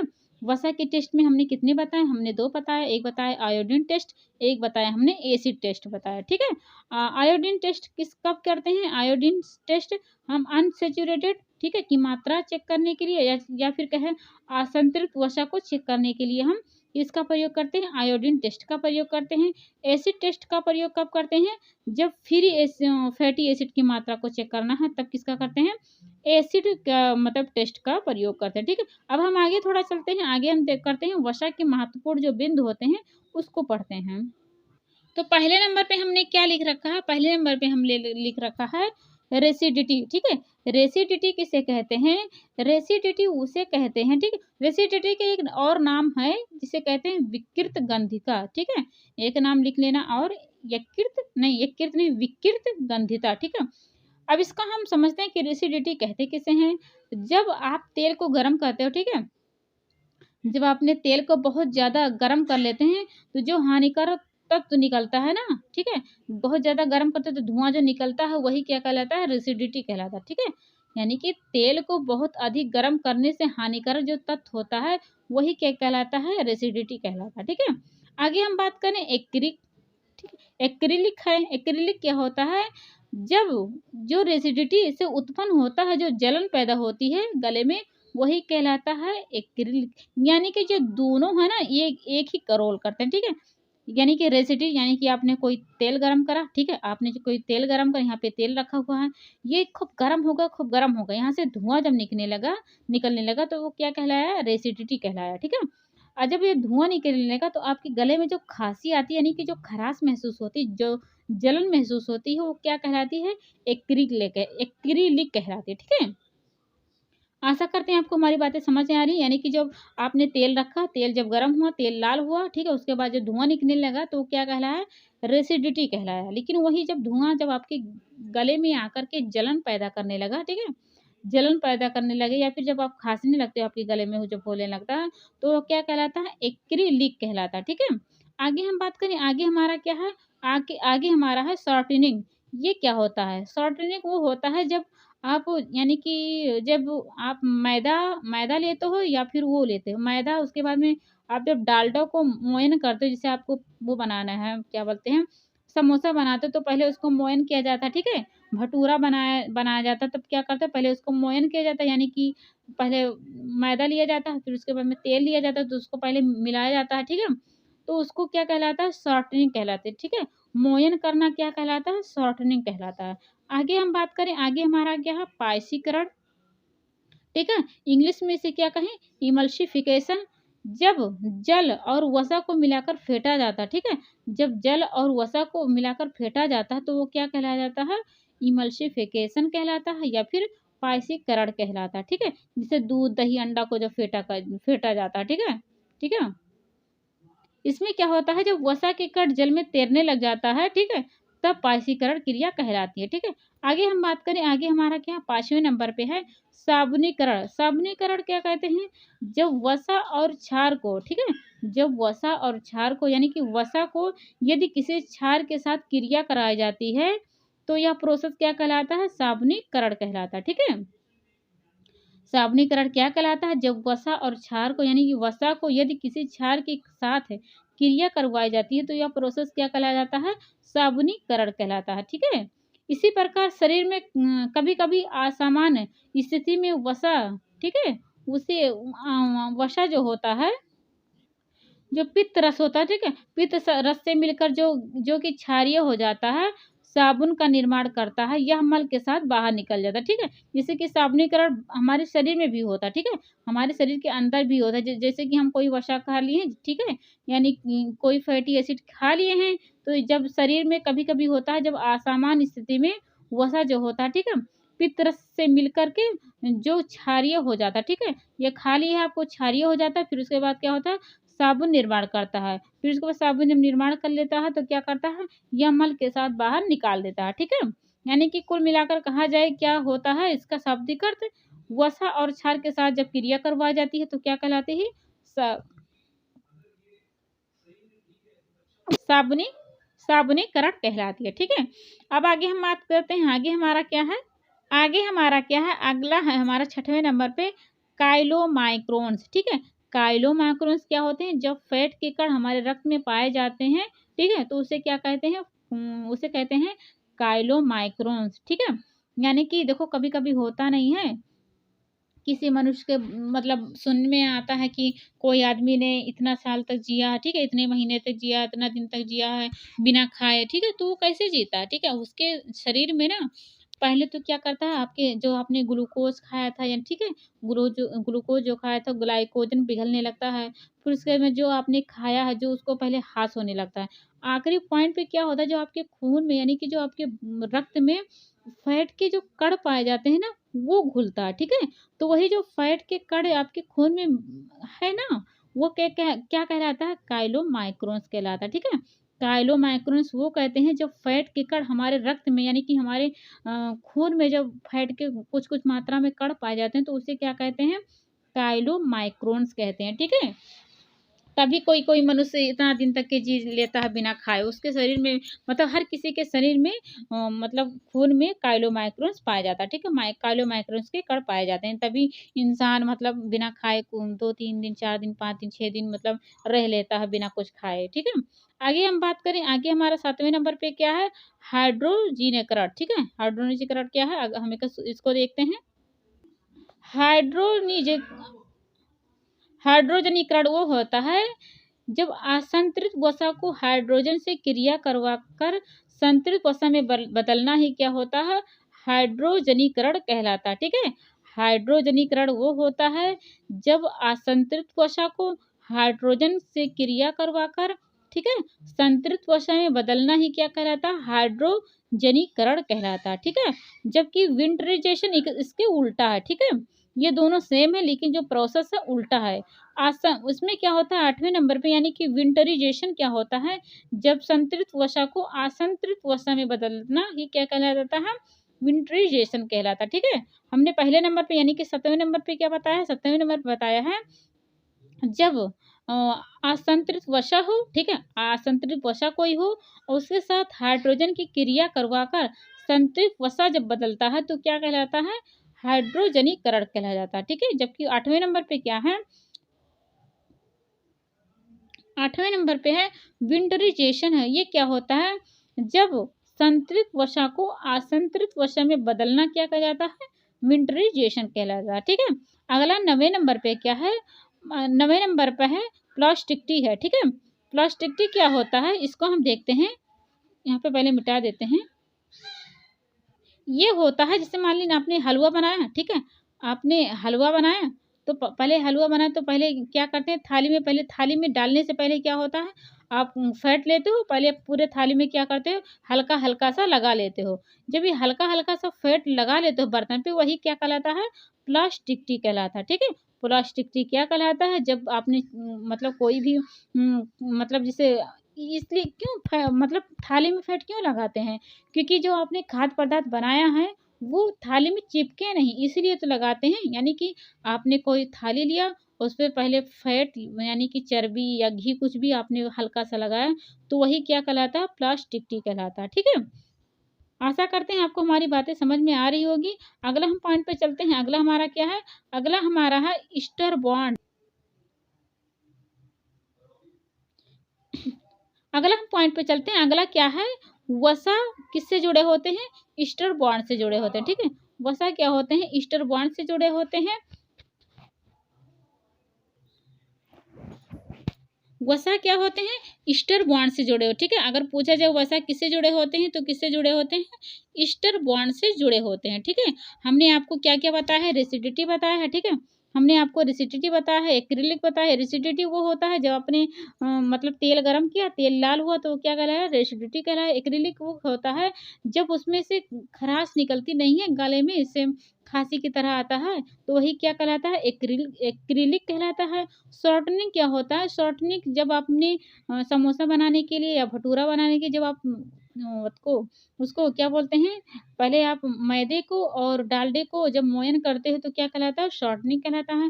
पायसीकरण या फिर इमल्सिफिकेशन क्या होता है? जब जल और वसा को मिलाकर फेंटा जाता है, ठीक है? यानी कि कोई फैट वाला चीज़ है और जल है, तो उसको जब जैसे कि दूध, दही क्या कहलाता है? साबुनीकरण वो होता है जब वसा और क्षार के साथ यानी कि क्रिया कराया जाता है तो क्या कहलाता है साबुनीकरण कहलाता है। फिर अगला नंबर पे है काइलोमाइक्रोन्स। काइलोमाइक्रोन्स वो होता है जब आपके खून में जो फैट के कण पाए जाते हैं ना वही होता है काइलोमाइक्रोस, ठीक है? जो हमने एग्जाम्पल बताया था कि कोई जेली होता है मतलब यानी कि जेल में रहता है तो उसको बहुत दिन तक के खाना वाना नहीं दिया जाता है तो वो कैसे रह जाता है, क्योंकि उसके शरीर में जो फैट के कण है वो ऊर्जा के रूप में प्रदान कर, यानी कि वो ऊर्जा देने लग जाता है, ठीक है। उसके बाद में हमने बताया कि हाइड्रोजनी क्या होता है, हाइड्रोजनीकरण क्या होता है, असंतृप्त वसा का संतृप्त वसा में बदलना ही क्या होता है, हाइड्रोजनीकरण कहलाता है। विंट्रीजेशन क्या होता है, जब संतृप्त वसा का असंतृप्त वसा में बदलना ही विंट्रीजेशन कहलाता है। फिर हमने प्लास्टिक बताया, उसमें क्या होता है हमने कि जब आपने वो बनाया क्या बोलते हैं, जब आपने हलवा बनाया या फिर कुछ भी खाद्य पदार्थ बनाए, तो पहले उसके जब थाली पे लगाते हो, यानी कि थाली पे जो फैट लगाते हो, घी लगाते हो हल्का सा, तो वही क्या कहलाता है, प्लास्टिक ही बताया, ठीक है। हमने इतने सारे टॉपिक आपको बता दिया है। अब एक बार हम क्लास को रिकॉल कर लेते हैं, देखते हैं हमने क्या क्या पढ़ा है। हमने पढ़ा वसा के बारे में, वसा क्या करता है, हमें एनर्जी कितना देता है, 25 से 30% एनर्जी देता है, ठीक है, 25 से 30% एनर्जी देता है। इसकी रासायनिक संरचना कितनी कैसी होती है, इसकी रासायनिक संरचना होती है CHO, ठीक है, इसका जो अनुपात होता है कितना होता है, CHO होता है। 1 ग्राम में कितना ऊर्जा देता है, 9.2 कैलोरी ऊर्जा देता है, ठीक है।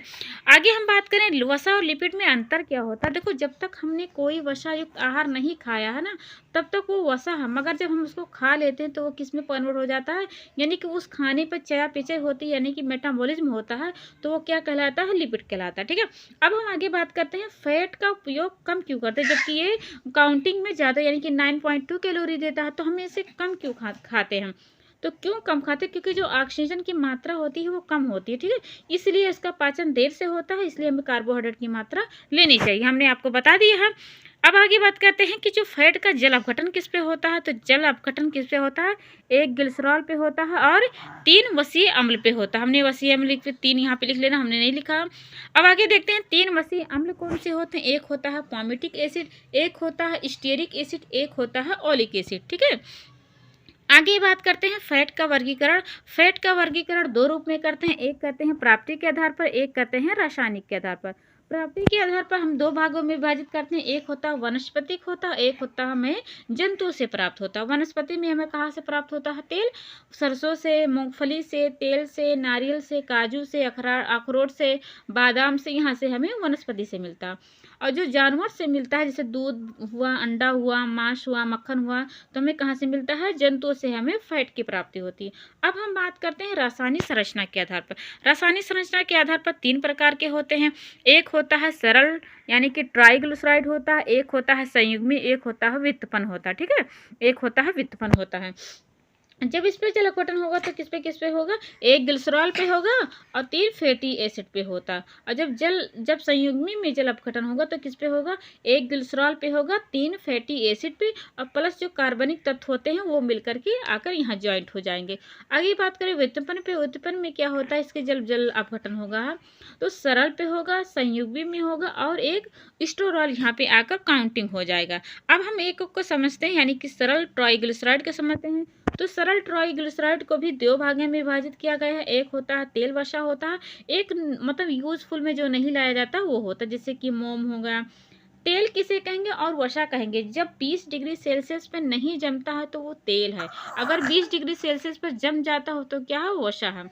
हमारे शरीर में स्टेरॉल की मात्रा कितनी होनी चाहिए, 150 mg पर 100 ऑफ ब्लड चाहिए, ठीक है।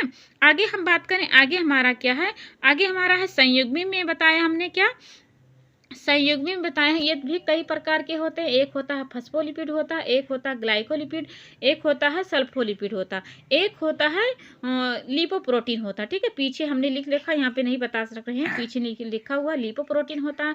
फास्फोलिपिड पे जब जल अपघटन होगा तो किस पे होगा, 1 ग्लिसरॉल पे, 3 फैटी एसिड पे और प्लस फास्फोरस पे होगा।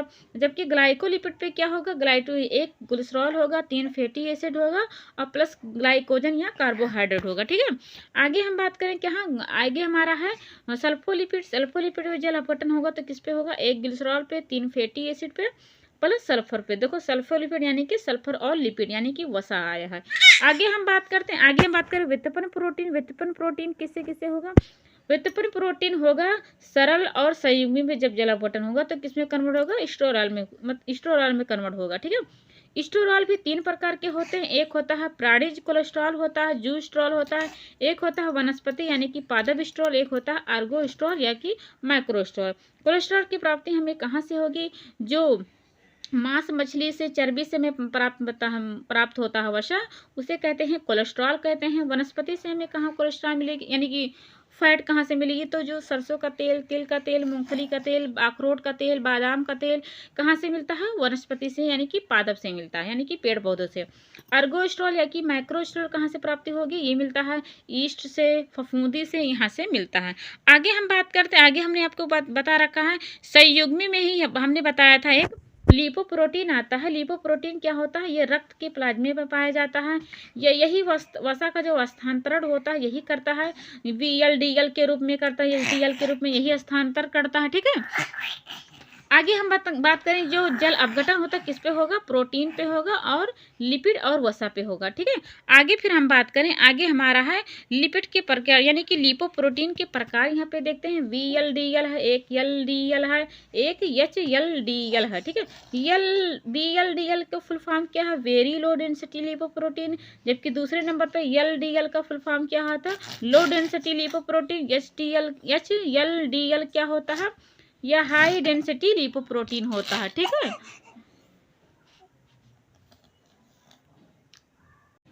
फिर हमने बताया कि जो VLDL होता है या LDL होता है या फिर HLDL होता है, ये कौन अच्छा होता है कौन बुरा होता है, तो LDL होता है वो बुरा होता है और HLDL होता है वो अच्छा होता है हमारे स्वास्थ्य के लिए, ठीक है। आगे हम बात करते हैं कि अच्छा बुरा क्यों होता है, इनका कार्य क्या होता है, तो यहाँ पे लिख देते हैं कि जो इनके खून में यानी कि रक्त में मिलकर ये काम क्या करते हैं, तो भाई ये काम क्या करते हैं, VLDL जो होता है इसका एक ही रोल होता है, ये यकृत से जो आप यकृत में जो फैट जमा है, ठीक है, जो चर्बी फैट जमा हुआ है उसको ले जा करके कहाँ करता है, जो आपकी खून की नलिकाएं होती है ना वहाँ पे ले जाने लगता है, ठीक है, वहाँ पे ले जाता है, तब उसका काम यहीं पे रुक जाता है, किसका, VLDL का। किसका काम शुरू होता है, किसका काम शुरू होता है, LDL का अब प्रक्रिया शुरू होती है, ठीक है, अब इसका काम होता है। तो LDL क्या करता है, वो जो चर्बी आया तो वसा जो फैट आया था ना वो यहाँ पे जमा करने लग जाता, ठीक है। यहाँ पे जो नलिकाएं थी, जो मतलब खून की जो नली थी वहाँ पे ये फैट को इकट्ठा करने लगता है। जब फैट इकट्ठा हो जाता है तो क्या हो जाता है, यहाँ पे जो खून था यहाँ पे रुक जाता है, इधर का खून इधर रह जाता है, इधर का खून इधर रह जाता है, मतलब खून की जो सप्लाई होती है वो नहीं हो पाती। इससे क्या हो जाता है, कोई किसी इंसान का हार्ट अटैक आ जाता है, ठीक है। जब खून इधर उधर नहीं सप्लाईगा तो इंसान मर ही जाएगा। तो क्या करता है, जो HDL के होता है बेचारा जो अच्छा होता है वो क्या करता है, LDL को जो जिसने फैट यहाँ पे जमा कर रखा है वो जाकर के पित्तरस में तोड़ देता है, ठीक है। पित्तरस में कौन तोड़ देता है, LDL, इसलिए ये अच्छा होता है। LDL जो होता है वो चर्बी को यानी कि फैट को इकट्ठा करता है, इसलिए बुरा होता है। आगे हम बात करें फैट के एसिड के प्रकार, ठीक है। फैटी एसिड के प्रकार कितने होते हैं, फैटी एसिड के प्रकार दो प्रकार के होते हैं, एक होता है संतृप्त होता है, एक होता है असंतृप्त होता है। संतृप्त वसा को यहाँ पे लिख रखा, संतृप्त वसा वो होते हैं जिसमें जमने का गुण होता है, ठीक है। आप बाहर रख दो, अगर वो जम जा रहा है तो क्या है, वो संतृप्त वसा है, ठीक है। जैसे मक्खन हो गया, मक्खन की मक्खन हो गया, ताड़ का तेल हो गया, गोले का तेल, जो जंतु वाला होता है, मूंगफली, ये सब क्या होता है, चर्बी में ये सब संतृप्त वसा होता है। इसमें क्या होता है, ब्यूटेरिक एसिड होता है, कैप्रोइक एसिड, लॉरिक एसिड, ये सब हमने बता रखा, आपने यहाँ पे पढ़ लेना। आगे हम बात करते हैं, आगे बढ़ते हैं। असंतृप्त वसा में देखते हैं क्या क्या होता है। असंतृप्त वसा में होता है इसमें जमने का जो गुण होता है वो नहीं पाया जाता, ठीक है। ये हृदय के रोगी को देने के लायक होता है क्योंकि ये जल्दी से डाइजेशन हो जाते हैं, ठीक है। असंक्रमित बीमारी को यानी कि जो मधुमेह बीमारी होती है, जिनको असंक्रमित बीमारी वो होती है जो एक दूसरे को ना फैले, ठीक है, जो हमारे पास है वो हमारे पास ही रहे, ठीक है। असंतृप्त वसा दो प्रकार के होता है, एक होता है मोनो अनसैचुरेटेड फैटी एसिड, इसे शॉर्ट फॉर्म में क्या कहते हैं, मोफा कहते हैं, हिंदी में क्या कहते हैं, एक असंतृप्त वसीय अम्ल। जबकि दूसरा क्या है, पॉली अनसैचुरेटेड फैटी एसिड, इसको शॉर्ट फॉर्म में क्या कहते हैं, पूफा कहते हैं, ठीक है, पूफा कहते हैं। हिंदी में क्या कहते हैं, बहुअसंतृप्त वसीय अम्ल कहते हैं, ठीक है। आगे हम बात करते हैं कि जो मोफा में और पूफा में कौन कौन आते हैं। तो मोफा में आते हैं मोफा में 3 आते हैं, एक होता है पॉमिटोलिक एसिड होता है, एक होता है ऑलिक होता है, एक होता है एरुसिक एसिड होता है, ठीक है। और जबकि पूफा में 2 प्रकार से होते हैं, एक होता है ओमेगा 6 होता है, एक होता है ओमेगा 3 होता है। ओमेगा 6 में क्या होता है, लिनोलिक आते हैं, एक होता है आर्कोडेनिक होता है। जबकि ओमेगा 3 में कौन आते हैं, ओमेगा 3 में आता है लिनोलिनिक, ठीक है। एक आता है इकोसापनेन, ठीक है, इकोसापनेन टाइनिक होता है, यहाँ ना लिखा हुआ है। उसके बाद में क्या है, डोकोसक्सोनाइक, ठीक है। आगे हम बात करते हैं, आगे कौन सा है हमारा। अब हम बात करें इसमें कौन है, आवश्यक अम्लीय है, ठीक है। आवश्यक वशीय अम्ल है, यानी कि एसेंशियल फैटी एसिड है। वो 2 प्रकार के है, 2 भागों में है। एक होता है, ये दोनों एक ही भागों में है, एक अलग है, ठीक है। प्रकार तो 3 है लेकिन काम 2 करते हैं। लिनोलेनिक और लिनोलिक क्या होते हैं, ये त्वचा को सुंदर बनाते हैं। और जबकि आर्कोडोनिक क्या होते हैं, ये बच्चों की दी जाने वाली फैट होती है, ठीक है। यानी कि वशीय अम्ल कितने प्रकार से पूछा जाए तो कितने होते हैं, 3 प्रकार होते हैं, लेकिन काम 2 करते हैं। लिनोलेनिक और लिनोलिक क्या होते हैं, ये त्वचा को सुंदर बनाते हैं, ठीक है। आर्कोडोनिक क्या होते हैं, ये बच्चों को दी जाने वाली होती है, ठीक है। अब हम आगे बात करते हैं, वसा के कार्य के बारे में पढ़ते हैं। वसा के कार्य में देखते हैं कि क्या क्या है। देखो, मस्तिष्क के ऊतकों में पाया जाता है, ठीक है। स्पर्म में पाया जाता है, कितना पाया जाता है, 75% पाया जाता है। ऊर्जा को संग्रह करता है, ठीक है। और शरीर का जो तापमान है उसको क्या करता है, नियंत्रित करता है। आगे हम बात करें विटामिन के जो अवशोषण करता है, यही करता है, ठीक है।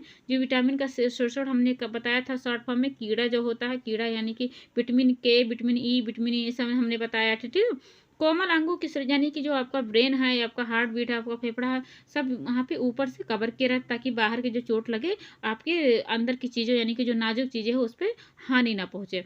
आगे हमने बताया था खाने में जो स्वाद होते हैं, खाने के स्वाद की मात्रा बढ़ाता है और साथ ही क्या करता है, ऊर्जा प्रदान करता है, ठीक है। फिर हमने बताया यह संतान उत्पत्ति के लिए आवश्यक है। क्यों आवश्यक है, क्योंकि देखो विटामिन ई, मतलब विटामिन ई का अवशोषण कौन करता है, वर्षा करता है। तब विटामिन ई क्या होता है, जो प्रजनन शक्ति को बढ़ाता है, ठीक है। प्रजनन शक्ति का जो रिस्पॉन्सिबल होता है कौन होता है, विटामिन ई होता है। अब जब विटामिन ई को नहीं अपने अंदर अवशोषित करेगा, तो अगर वसा काम नहीं करेगा तो विटामिन ई अपने आप रुक जाएगा, भले ही उतना अच्छा काम करता है। तो ये क्या करता है, वसा जो संतान उत्पत्ति के लिए आवश्यक होता है, क्योंकि विटामिन का अवशोषण वसा की उपस्थिति में होता है, तथा विटामिन वसा में घुलनशील है। विटामिन ई की कमी से प्रजनन शक्ति का ह्रास होता है। आगे हम बात करें फाइनोडर्मा क्या होता है, हमने बताया फाइनोडर्मा क्या होता है, वसा की कमी से होने वाला रोग है। इसमें क्या हो जाता है, त्वचा सूखी हो जाती है, ठीक है। त्वचा रूखी सूखी हो जाती है, फोड़े फुंसी निकल आते हैं, ये कछुए के समान स्किन हो जाता है, ठीक है। इंग्लिश में क्या कहें इसे, टोड स्किन त्वचा हो जाती है, ठीक है। वसा का पाचन कहाँ एंजाइम में होता है, ठीक है। अगर पूछा जाए त्वचा वसा का पाचन कहाँ से होता है, तो किस में होता है, लाइपेज एंजाइम में होता है, ठीक है। आगे हम बात करें वसा के टेस्ट कौन से होते हैं, ठीक है। वसा के टेस्ट 2 हैं, एक होता है आयोडीन टेस्ट होता है, एक होता है एसिड टेस्ट होता है, ठीक है। आगे हमने बताया था वसा के जो महत्वपूर्ण बिंदु होते हैं, ठीक है। वसा के महत्वपूर्ण बिंदु हमने बताया, जो रेसिडिटी होती हैं, फिर हमने बताया एक्रिक होता है, ठीक है। एक्रिलिक बताया, फिर हमने सॉर्टिंग बताया, पाइसीकरण बताया, इमल्सिफिकेशन बताया, फिर हमने साबरीकरण के बताया, कालोमाइक्रोन्स के बारे में बताया, हाइड्रोजनीकरण के बताया, इंट्रीजेशन के बारे में बताया, फिर प्लास्टिक टी के बारे में बताया, ठीक है। प्लास्टिक टी वो होता है जब आपने हलवा बनाया हो, जब थाली में पहले घी को लगा लेते हैं डालडा को, तो वही क्या कहलाता है, प्लास्टिक टी कहलाता है, ठीक है। हमने आपको बता रखा है। आगे हम बात करें, आगे क्या है, वसा ईस्टर बॉन्ड से जुड़े होते हैं, यानी कि जो वसा होते हैं किससे जुड़े होते हैं, ईस्टर बॉन्ड से जुड़े होते हैं, ठीक है। अगर आपको हमारा क्लास समझ में आया हो, ठीक है, ये हमारा क्लास था। आज अपनी क्लास यहीं पे ख़त्म करते हैं। अगर आपको मेरा क्लास समझ में आया है तो इसे लाइक और सब्सक्राइब करना ना भूलें। कल मिलते हैं एक नई क्लास में, तब तक के लिए take care and bye bye.